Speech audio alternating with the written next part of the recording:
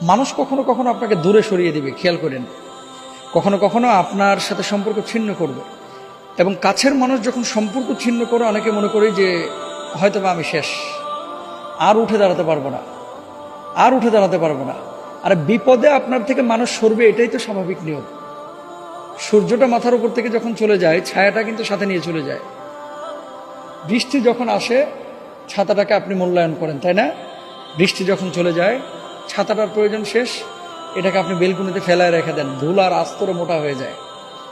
এই দুনিয়ার জিন্দেগিতে প্রত্যেকটা মানুষ আপনাকে ভালোবাসে, প্রত্যেকটা মানুষ। কিছু মানুষ আছে ভালোবাসে আল্লাহর জন্য, এটা নিঃস্বার্থ। যেমন আমরা বিদেশে যাই, অনেক প্রবাসী ভালোবাসে নিঃস্বার্থ। আর কিছু মানুষ আছে আপনাকে ভালোবাসে স্বার্থের জন্য। তো স্বার্থ যেখানে নাই, আপনাকে কেন ভালোবাসবে? সুতরাং আমাদের আকাঙ্ক্ষা এবং চাওয়া পাওয়ার হিসাবটা মানুষের থেকে না, হবে আল্লাহর কাছ থেকে।